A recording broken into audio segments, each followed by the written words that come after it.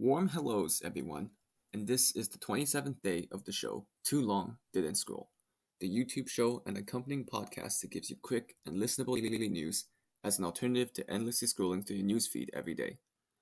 Get your day started with a succinct summary of the previous day's events and find out what happened on any day starting from January 20th, 2023 and onwards.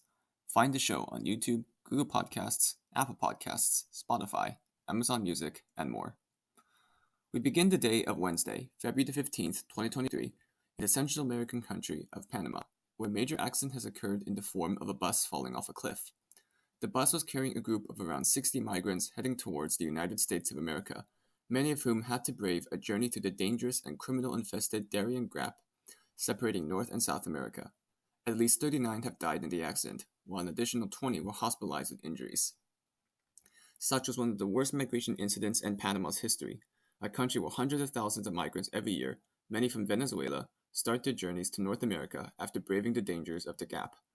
The journey is both risky in terms of physical danger as well as success, with many migrants often being turned away. Moving on over to the Mediterranean Ocean, we continue on the theme of dangerous migrations, as the reports have emerged that at least 73 migrants attempting to head to mainland Europe from Libya have been presumed dead after the boat capsized in the ocean. The shipwreck occurred along what the International Organization for Migration describes as one of the world's most dangerous sea routes, but this year alone have claimed the lives of around 130 such Libyan migrants. Only 11 bodies from the most recent shipwreck have been recovered, while the 73 missing have been added to the over 1,450 that perished or been presumed dead trying to migrate across the ocean to Europe.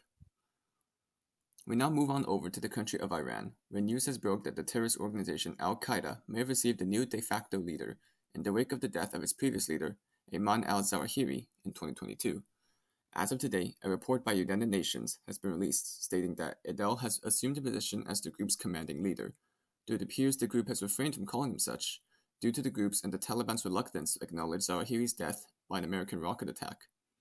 Adel is a former Egyptian colonel of Special Forces origin, the later switched allegiance to the radical extremist group, serving in its old guard and assisting in the group's execution of the 9/11 attacks. As of today, he is reportedly being held under house arrest in Iran. The reports have yet to confirm this, and it appears he is still freely able to make trips to Pakistan. We now focus in on a particularly striking bombshell concerning the recently exposed Israeli group Team Jorge, under the leadership of former Israeli Special Forces operative Tal Hanan. The group, after being investigated and uncovered by a group of journalism firms such as The Guardian, Le Monde, OCCRP, and more. The group's purpose is to provide services to government agencies and political campaign movements to sway public opinion in their clients' favor, primarily through the creation of fake social media profiles on sites like Facebook, Twitter, LinkedIn, Telegram, and more, as well as through brute force hacking of other social media accounts.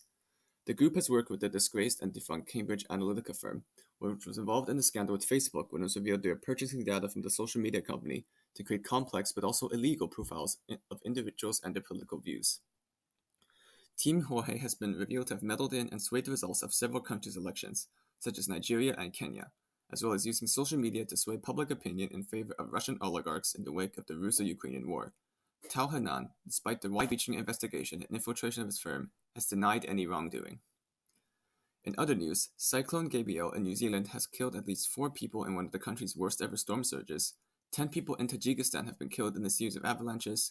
The perpetrator behind the May 2022 shooting in Buffalo has received 10 life sentences, and Nicola Sturgeon, First Minister of Scotland, has announced she'll be stepping down from the position when the new leader of the National Scottish Party has been elected.